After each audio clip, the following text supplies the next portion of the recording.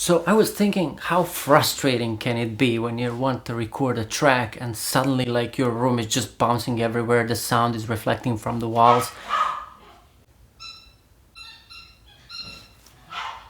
I'm just gonna record all the squeaks.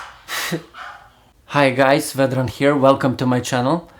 This is my little setup for building acoustic panels, because for this project you don't need a lot of time or effort or even money. In today's lesson I'm gonna demonstrate how to build it and how you can do it on your own and for super low budget.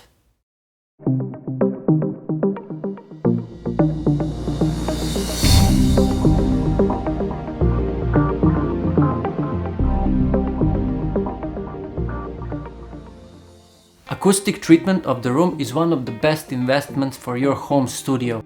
So today I'm gonna show you how you can do the same and how to get your materials and everything that you need to know about it.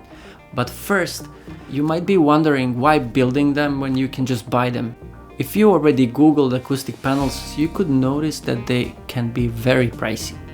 So I have here one of my own that I've built, and you can see that they turned out quite well. And guess what? I made 6 for the price of 1. That means that you can acoustically treat your whole room instead of just one wall for the same price. And you're the one who decides on the size and design of it.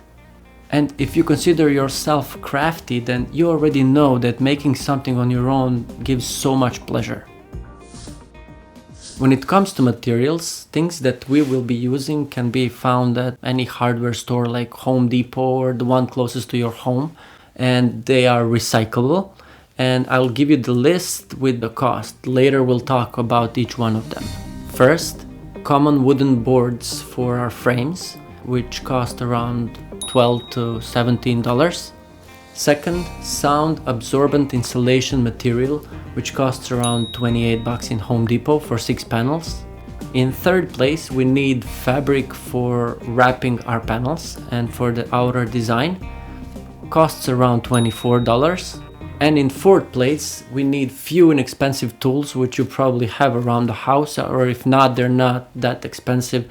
They can be bought for like 20 bucks altogether, and you keep the tools for your future projects. When we look at the type of insulation materials, it can be mineral wool, it can be fiberglass, or even cotton fiber, which I'm using in my project. If you go to Home Depot, you can buy pre-pack of mineral wool. For $28 you can make 6 panels, or if you invest a little bit more, like $48, you can make 10 panels. I'm using recycled cotton fiber, which I'm gonna recycle again. The idea to reuse it came to me while I was living in New York with my wife and 3 little chihuahuas. So we often buy a big box of frozen food for them, and I noticed that their packaging always comes with insulation made out of cotton fiber, which is really good for sound insulation. I saved those insulation pads and I decided to use them for this project. And not to mention, it's also good for the environment. Let's talk about fabric. The fabric that I ordered was polyester fabric. One roll for $24 was enough for my 6 panels, and I had extra material left to wrap like 2 more later if I wanted. Decide for yourself which material you want to use, but just make sure that it's breathable, which means that the air can go through it. For my wooden frame, I used a common board, which is also called a furring strip board. It's 8 feet long, different width and thickness, and it's great for home builds. We're gonna grab 6 or 7 of these.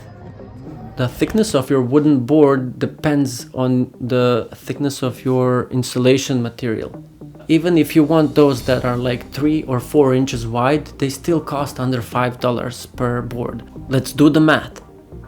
For 6 panels, we used $12 for 8 furring boards, $28 for the insulation from the Home Depot, $24 for the fabric. It comes to $64. And in my case, for using those recycled cotton fiber pads, for all those 6 panels, I've paid $35. Now you tell me, is it worth it? Now we switch to the building part. As you can see, I've already pre-cut my wooden elements, and you need 2 short ones and 2 longer ones for the height, and I've did all of that with a little saw that you can buy at the hardware store. The dimension of the wood I've actually adjusted according to the size of this insulation material, which was already pre-cut as I showed you earlier. And this is the example of that fabric that I've been telling you about, which I bought in a roll. And I don't have a lot of left, but enough for this demonstration, as I've built already some of mine. The fabric will need to be steamed or ironed before use. If you also have a drill, it can be super useful. We'll need a stapler, and if you don't have one, you can buy it for 10 bucks. Among the tools that you will need is a hammer, screwdriver, scissors, and some nails.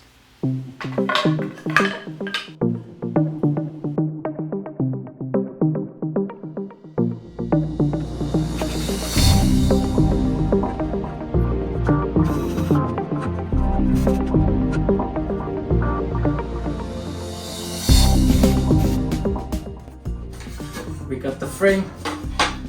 We're gonna put the nails here so it extra secures it. The thickness that I have matches the thickness of my insulation. Next step is actually steaming our fabric.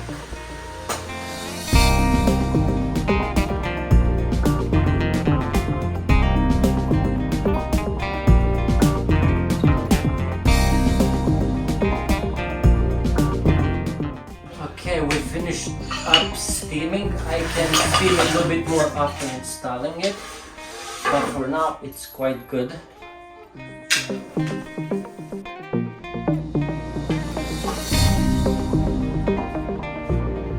Just make sure that you have enough width to wrap it.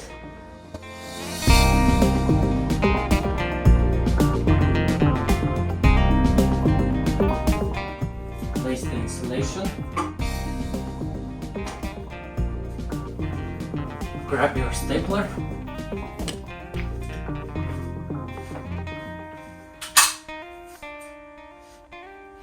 Just be careful of the small wooden pieces. They go easily under the skin. As I did on the previous ones, first I staple here on the sides.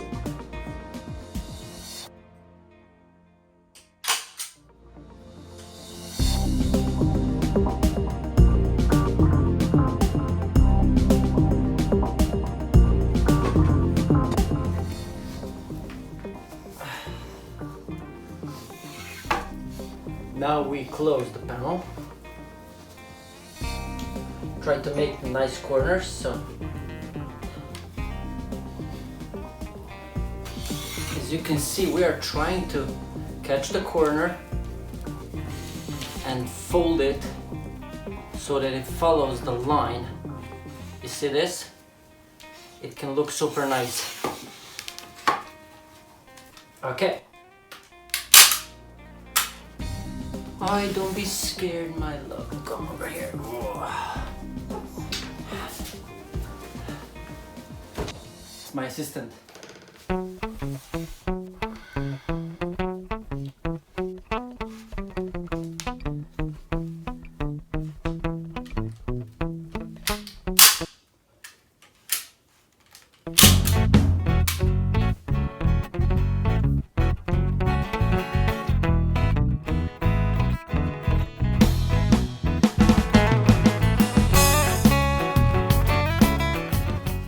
Now I stretched back also, as you notice, like I'm pulling with my finger, so that the tighter it is, it will better hold the insulation inside.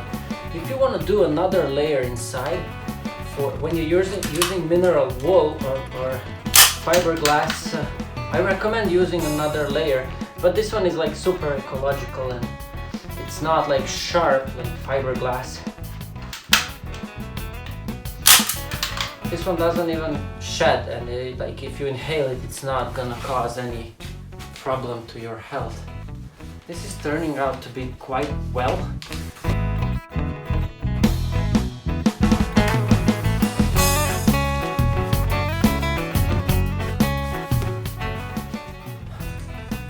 As you can see, this is the panel that I just made.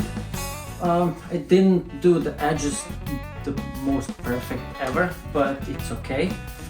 It's just to show you like that it's quite simple to do it. You choose your thickness, and this is enough for demonstration. Once it goes on the wall, it will look quite uniformly.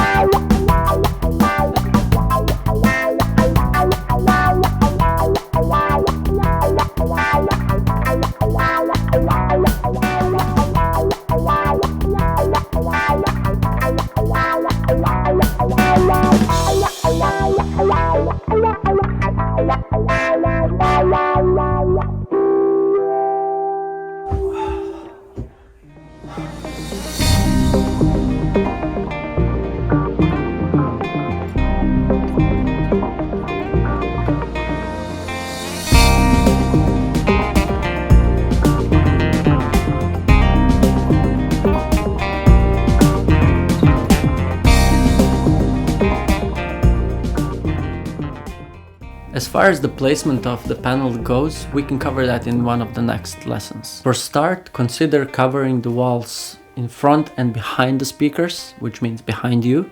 I also definitely recommend placing a carpet to absorb even more. And if you want to do the ceiling elements, then you have to do extra security measures to be sure that it doesn't cause any damage. Additionally, you can buy the foam panels to cover the doors or any additional area. And in conclusion, these acoustic panels are super useful, portable, lightweight, and once you make one, you can make as many as you want. And it really does make a difference for your future tracks. I hope this lesson helped you decide if building acoustic panels is something you want to try and do, and I hope that I succeeded in showing you how to do it. That's all for this lesson. If you want to know more, leave a comment below and see you in the next video.